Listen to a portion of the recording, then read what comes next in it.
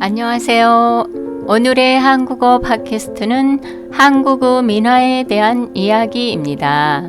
민화는 서민들의 생활 모습이나 민간 전설 등을 소재로 하여 그린 그림을 이루던 말로 한 민족이나 개인이 전통적으로 이어온 생활 습속에 따라 제작한 대중적인 실용화를 말합니다. 일반적으로 민속에 얽힌 관습적인 그림이나 오랜 역사를 통하여 사회의 요구에 따라 같은 주제를 되풀이하여 그린 생활화를 말하는데, 비전문적인 화가나 일반 대중들의 치졸한 작품 등을 일컫는 말로 쓰입니다. 그리고 백성들이 오랜 세월을 살아오는 동안 이 세상에서 복 많고 오래 살기를 바라는 염원, 신앙과 생활 주변을 아름답게 꾸미고자 하는 마음을 솔직하고 자연스럽게 나타낸 전통사회의 산물이라고 정의할 수 있어요. 민화가 사람들의 본능적인 해화의 의지와 욕구를 표출하며 종교와 생활 습속에 얽힌 순수하고 유치한 대중적인 실용화라고 정의할 때, 민화는 우리 민족의 역사와 더불어 시작되었다고 볼 수 있어요. 신석기 시대의 암벽화, 청동기 시대의 공예품, 삼국시대의 고분벽화, 고려 조선 시대의 미술 공예품에 민화와 같은 그림과 무늬가 많다는 사실은 이를 뒷받침합니다.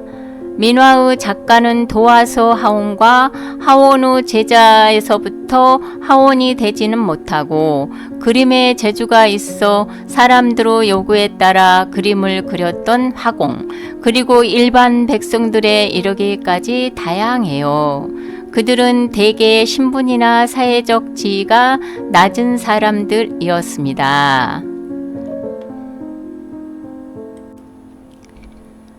기록에 나타나는 대로 도화서 하온의 절대수가 모자라 이런 화공들의 도움을 받았던 것으로 미루어 수많은 한국 회화의 수요를 채운 사람들은 대단히 많았을 것이에요. 그 중에는 귀족, 문인, 승려, 무당 중에서 재주 있는 사람이라든가 시골 장터와 동네를 돌아다니며 낙화 등을 그리던 유랑화가도 있었을 것입니다. 따라서 나쁜 귀신을 쫓고 경사스러운 일을 맡기를 바라는 대중의 의식과 습속에 얽힌 그림, 집 안팎을 단장하기 위한 그림, 평풍, 족자, 벽화 같은 일상생활과 직결된 그림이 민화의 주류를 이루었다고 볼 수 있어요. 민화는 주제에 의하여 볼 때 다음과 같은 몇 가지의 큰 범주로 분류할 수 있습니다. 첫째, 종교적 민화와 비종교적 민화로 나눌 수 있어요. 종교적 민화는 한국 고유 종교이며 신학인 무속과 도교적인 내용을 소재로 하여 그린 그림, 불교적인 그림, 조상 숭배와 윤리 도덕의 교화를 강조한 유교적인 회화로 세분돼요. 비종교적인 민화는 장식을 위한 민화라든지 풍속화, 인물화, 기록화와 산수화적 성격을 띤 지도, 천문도 등이 있습니다. 둘째, 작가와 작품에 따른 분류로서 도화서 하온, 하온의 제자, 지방 관서의 하공 또는 이들과 버금가는 재주를 지닌 화가들이 그린 도화서 하온풍의 작품과 비전문적인 아마추어, 떠돌이 하공들의 순박하고 유치한 작품으로 나눌 수 있어요. 셋째, 하목별 분류입니다. 이 분류는 그림의 소재, 즉 하목에 의하여 민화를 분류하는 방법입니다. 현존하는 한국 민화의 실상을 파악하는 데 가장 좋은 방법이라 볼 수 있어요. 먼저 무속 도교적 민화입니다. 장생도는 불로장생을 기원하는 그림이에요. 오랜 옛날부터 장생의 상징으로 삼았던 해, 구름, 바위, 물, 대나무, 소나무, 영지, 학, 사슴, 거북 등을 그린 십장생도는 장수를 뜻하는 관념적 그림입니다. 방위신 12지신상은 공간과 시간 속에서 재앙을 몰아오는 나쁜 귀신을 쫓고 상서로운 일과 복을 맞아들이기 위한 방위신과 12지신 등의 민화가 많이 있어요. 시간과 공간의 상징인 12지 즉 쥐, 소, 호랑이, 토끼, 용, 뱀, 말, 양, 온숭이, 닭, 개, 돼지 등의 동물들을 그린 민화는 역신을 몰아내고 경사스러움을 맞이하기 위한 민속에 얽힌 작품입니다. 민화에서는 이러한 동물들이 다양한 형태로 나타나고 있어요. 호랑이는 한국 민화라면 누구나 호랑이 그림을 먼저 생각할 정도로 호랑이는 민화의 소재로서 유명합니다. 중국의 옛 기록에도 나타나 있듯이 우리 민족은 애로부터 호랑이를 거느리고 다녔으며 호랑이 가죽은 특산물로 유명하였어요. 민담 설화에도 호랑이가 나오고 산신은 을에 호랑이를 거느리고 다닌다고 해요. 신선도 사상은 모든 시대를 통하여 꾸준히 이어져 내려온 사상 중의 하나였어요. 자연과의 합일, 세속의 초국, 불로장생 등의 도교, 사상과 아울러 현세에서의 부귀영화, 수복단함 등 전통 사상이 복합된 것으로 한국 해화의 밑바닥에 깔려 있습니다. 이는 민화에서 더욱 두드러졌고요. 다음은 불교 계통 민화예요. 불교를 수용한 뒤부터 끊임없이 이어온 화승들의 좋은 작품을 제외한 군소사찰과 암자, 산신각, 칠성각 등에 남아있는 유치하고 치졸한 불화도 넓은 의미의 민화의 범주에 포함됩니다. 마지막으로 장식용 민화가 있어요.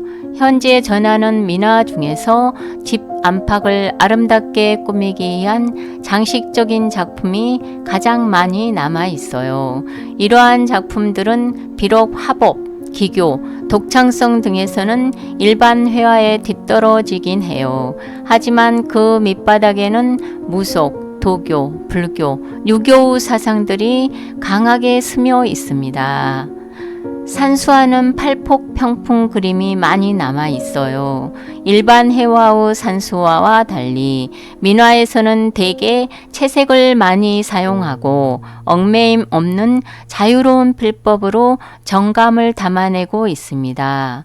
화해, 영모, 초층, 어해, 사군자, 개통민화는 평풍벽, 벽장, 다락에 붙이기 위하여 그렸으며 다른 어떠한 종류보다도 그 수요가 많았어요. 이 그림들은 가문의 번창, 가정의 화합, 부부 행복을 음양오행의 철학적 바탕에서 꽃, 물고기, 날짐승, 들짐승, 바위, 하늘, 산, 강 등을 여러 구도와 형상으로 그린 그림들입니다.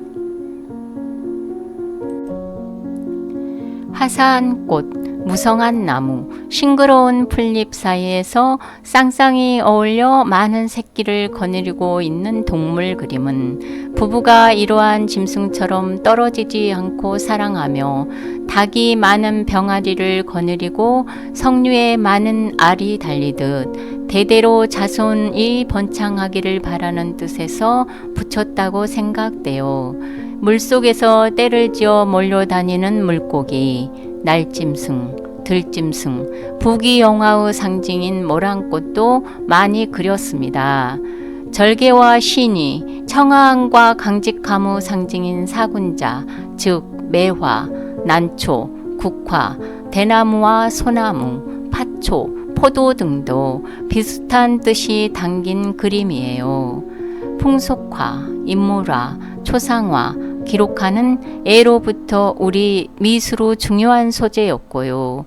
한국 민화에는 순수함, 소박함, 단순함, 솔직함, 직접성, 대중성, 동일 주제의 반복과 실용성, 비창조성, 생활 습속과의 연계성 등의 특성이 잘 나타나 있어요.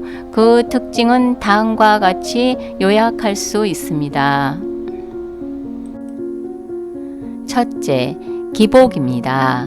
모든 민화에는 이 세상에서 오래 살아 복을 누리며 건강하여 마음이 편안함과 부귀영화의 축복을 받으면서 불행과 재앙이 멀리 떠나기를 바라는 간절한 소망이 깔려 있어요.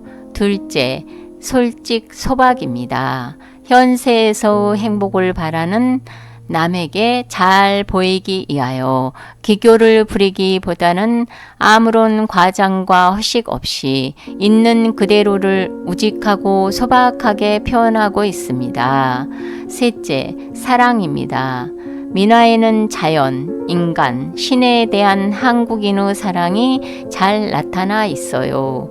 인정이 넘치고 부드럽고 평화스럽고 따뜻한 그림에는 엄격하고 관념적인 일반 회화에서는 볼 수 없는 애정과 사랑이 넘쳐 흘러요. 넷째, 강인성입니다. 농경사회의 빈곤, 부당한 지배층의 억압, 외적의 침공 속에서도 자신의 나라를 지키기 위하여 끈질기게 이어온 한민족의 강하고 거센 힘, 용기, 의지가 거칠고 힘찬 선, 짙은 색조, 대담한 구도 속에 뚜렷이 표출되어 있습니다. 다섯째, 익살입니다. 어둡고 괴롭고 고달픈 생활 속에서도 슬픔과 아픔을 기쁨과 즐거움으로 승화하여 익살스럽고 신명나는 작품으로 변모시킨 점은 일반 회화에서는 찾아볼 수 없는 민화만의 특성이라고도 할 수 있어요. 여섯째, 멋입니다. 멋은 한국 예술의 바탕이 되는 정신이라 할 수 있어요.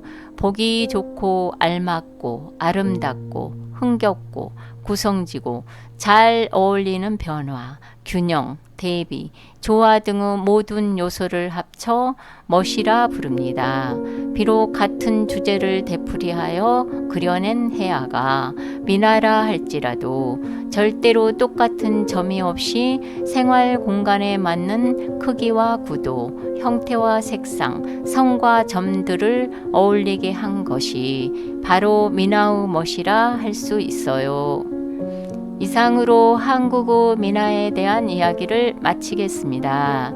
어느덧 가을도 무르익어 가네요. 스산한 계절 건강하시고 오늘도 멋진 하루 되세요.